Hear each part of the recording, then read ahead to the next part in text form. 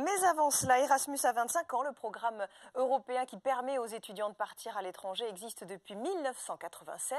Il a aidé plus de 3 millions d'étudiants, mais aussi de professeurs à s'expatrier dans plus de 30 pays. Et cette année, Erasmus organise un tour de France pour se faire connaître.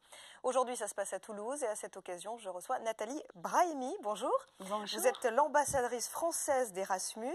Qu'est-ce qui a fait le succès de cette formule ? C'est une formule originale parce qu'elle permet à des étudiants de poursuivre leurs études ou d'aller en stage à l'étranger et également à des professeurs d'aller donner des cours là-bas. Ça, c'est vrai que c'est moins connu. En fait, on savait que les étudiants pouvaient y aller, mais vous, par exemple, vous en avez bénéficié. Absolument. Donc tout le plaisir est d'aller rencontrer d'autres cultures, d'autres méthodes pédagogiques et donc de revenir aussi avec tout cet apport et pouvoir redonner à nos étudiants tout ce qu'on a appris là-bas. Quelles sont les modalités en fait pour en bénéficier pour ceux qui nous regardent ? Eh bien, il faut effectivement partir dans un des pays de l'Union européenne ou un des 6 pays associés, puisque la Turquie, la Croatie, la Suisse, par exemple, en font partie. Et donc, on remplit un dossier, on demande à son université ou son lycée, par exemple pour les BTS, on candidate pour aller en Espagne, en Roumanie, dans un de ces pays. Alors, il y a beaucoup de pays qui sont très demandés. Le top 3, c'est quoi ? Le top 3, ce sont le Royaume-Uni, l'Espagne et l'Allemagne, pour les Français en tout cas. Et la France aussi attire beaucoup d'étudiants étrangers chaque année ? Oui. L'originalité de notre pays, c'est quand même un pays latin, un pays chaud. Donc tous les pays scandinaves aiment beaucoup venir ici également.